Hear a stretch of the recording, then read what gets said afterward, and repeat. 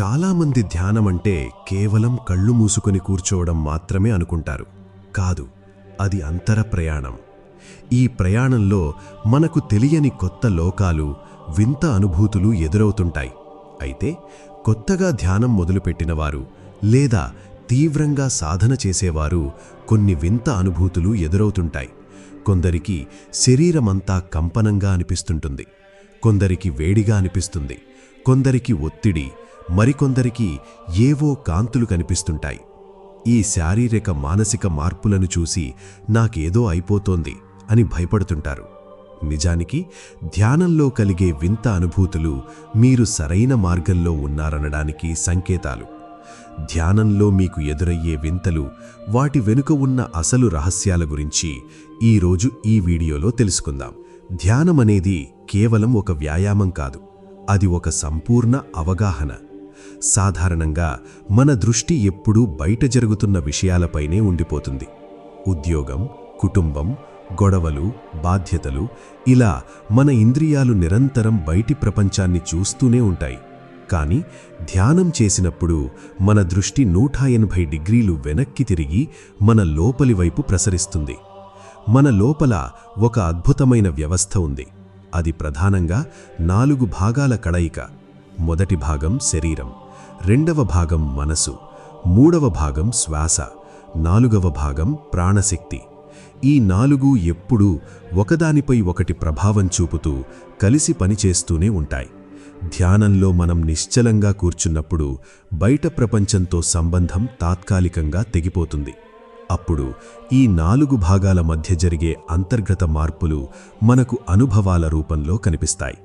మొదటి అనుభవం కంపనం మరియు జలధరింపు. ధ్యానం మొదలుపెట్టిన కొత్తలో లేదా సాధనలో గాఢత పెరిగినప్పుడు కొందరికి శరీరమంతా చిన్నపాటి విద్యుత్ ప్రవాహంలాగా లేదా కంపనంగా అనిపిస్తుంటుంది. దీనిని చూసి చాలామంది కంగారు పడుతుంటారు. దీని వెనుక ఉన్న అసలు కారణమేమిటంటే మన శరీరంలో వేల సంఖ్యలో నాడులున్నాయి. వీటిని సూక్ష్మ శక్తి మార్గాలు అని అంటాం. వీటి ద్వారానే మన ప్రాణశక్తి నిరంతరం ప్రవహిస్తూ ఉంటుంది. మనం ధ్యానంలో ప్రశాంతంగా ఉన్నప్పుడు విశ్వం నుండి అందే శక్తి ప్రవాహం మనలో పెరుగుతుంది. అయితే మన పాత ఆలోచనలు, ఒత్తిడి మరియు భయాల వల్ల కొన్ని నాడులలో చిన్నపాటి అడ్డంకులు ఏర్పడి ఉంటాయి. వీటినే మనం బ్లాకేజెస్ అంటాము. ప్రాణశక్తి వేగంగా ప్రవహిస్తున్నప్పుడు ఈ అడ్డంకులు ఉన్న చోట చిన్నపాటి ఘర్షణ ఏర్పడుతుంది. ఆ ఘర్షణే మనకు శరీరంలో కంపనంగా లేదా జలధరింపుగా అనిపిస్తుంది. ఇది మీకు ఒక గొప్ప సంకేతం. మీ లోపల క్లీనింగ్ ప్రాసెస్ జరుగుతోందని దీని అర్థం. మీ లోపల ఉన్న అడ్డంకులన్నీ తొలగించబడుతున్నాయని మీరు గ్రహించాలి. ఒక పైపులో పేరుకుపోయిన చెత్తను నీటి ప్రవాహం ఎలాగైతే క్లీన్ చేస్తుందో, ధ్యానం మీ అంతరనాడులను అలా శుద్ధి చేస్తోంది. కాబట్టి కంపనం వచ్చినప్పుడు భయపడకుండా దానిని ఒక శుభపరిణామంగా భావించి సాధన కొనసాగించండి. రెండవ అనుభవం వేడి లేదా చలి, హీట్ ఆర్ కోల్డ్ సెన్సేషన్స్.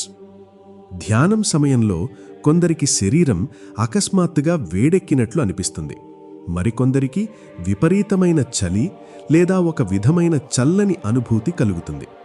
దీనికి గల శాస్త్రీయ కారణమేమిటంటే, ధ్యానం వల్ల మన శ్వాస నెమ్మదిగా, లోతుగా మారుతుంది. దీనివల్ల రక్తంలోని కణాలకు అధిక మొత్తంలో ఆక్సిజన్ అందుతుంది. శరీరంలోని కణాలు ఈ కొత్త శక్తిని స్వీకరించినప్పుడు పాత మలినాలను లేదా టాక్సిన్స్ను బయటకు పంపిస్తాయి. ఈ ప్రక్రియలో భాగంగా శరీరంలో ఉష్ణోగ్రత మారుతుంది. వేడి కలగడం అంటే మీ శరీరంలోని రుగ్మతలు లేదా ప్రతికూల శక్తులు కాలిపోతున్నాయని అర్థం. చలి లేదా చల్లని అనుభూతి కలగడం అంటే మీ నాడీ వ్యవస్థ పూర్తిగా శాంతి స్థితిలోకి వెళుతోందని అర్థం. ఇవేవీ ప్రమాదకరమైనవి కావు. మీ శరీరం తనను తాను రీసెట్ చేసుకుంటోంది. మూడవ అనుభవం ఒత్తిడి లేదా బరువు, ప్రెషర్ ఆర్ హెవీనెస్. ధ్యానం చేస్తున్నప్పుడు చాలామందికి తల మధ్యలో, అంటే 2 కనుబొమ్మల మధ్య భాగంలో, థర్డ్ ఐ రీజియన్లో తీవ్రమైన ఒత్తిడి అనిపిస్తుంది. మరికొందరికి తల వెనుక భాగంలో లేదా భుజాల మీద బరువుగా ఉన్నట్లు అనిపిస్తుంది. దీనికి కారణం మీ ఏకాగ్రత. సాధారణంగా మన దృష్టి చెల్లాచెదురుగా ఉంటుంది, కానీ ధ్యానంలో ఆ దృష్టి అంతా ఒకే చోట కేంద్రీకృతమవుతుంది. అలా శక్తంతా ఒకే కేంద్రం వద్దకు చేరినప్పుడు ఆ ప్రాంతంలోని నాడులు ఆ శక్తిని తట్టుకోవడానికి ప్రయత్నిస్తాయి. అదే మనకు ఒత్తిడిగా అనిపిస్తుంది. ఇది మీ సాధనలో ఏకాగ్రత పెరుగుతోందని చెప్పడానికి ఒక నిదర్శనం. దీనిని చూసి టెన్షన్ పడితే ఆ ఒత్తిడి ఇంకా పెరుగుతుంది. దానికి బదులుగా ఆ ఒత్తిడిని కేవలం గమనిస్తూ ఉండండి. కొద్ది రోజుల్లో ఆ శక్తి శరీరమంతా వ్యాపించి ఆ ఒత్తిడి పోయి అద్భుతమైన తేలికపాటి అనుభూతి కలుగుతుంది. 4వ అనుభవం కాంతులు మరియు దృశ్యాలు, లైట్స్ అండ్ విజువల్స్. కళ్ళు మూసుకున్నప్పుడు మనకు నీలిరంగు, తెల్లటి వెలుగు లేదా బంగారు రంగు కాంతులు కనిపిస్తూ ఉంటాయి. మరికొందరికి దేవతల రూపాలు, ప్రకృతి దృశ్యాలు లేదా గురువుల చిత్రాలు కనిపిస్తాయి. దీని వెనుక 2 ప్రధాన కారణాలు ఉన్నాయి. ఒకటి, మీ మనస్సులో లోతుగా ముద్రితమయ్యున్న జ్ఞాపకాలు.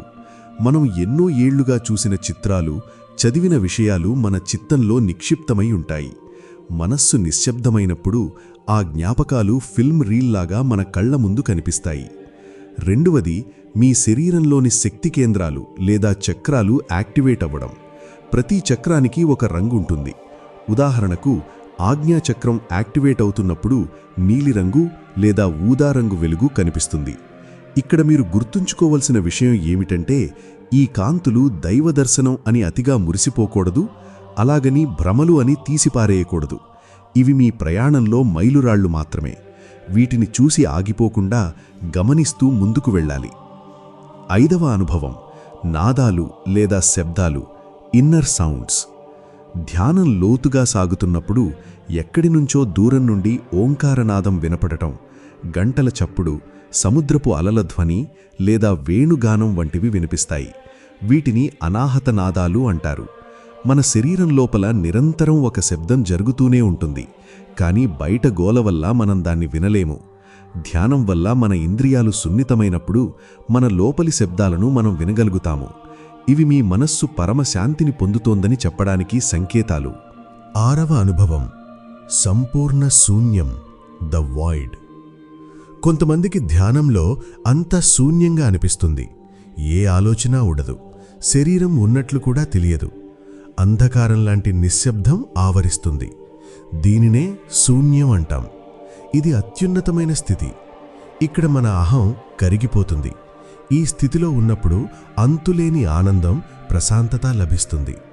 ఇది మనల్ని మనం తెలుసుకోవడానికి ఒక గొప్ప అవకాశం. అనుభవాలు వచ్చినప్పుడు ఏం చెయ్యాలి? సాక్షిగా ఉండండి. ఏ అనుభవం వచ్చినా దాన్ని ఒక సాక్షిలా గమనించండి. నాకు వేడి వస్తోంది, నాకు వెలుగు కనిపిస్తోంది అని కేవలం గుర్తించండి. విశ్లేషించకండి. ఇది దేవుడి సంకేతమా, నాకీరోజు ఎందుకు వచ్చింది అని బుర్ర పాడు చేసుకోకండి.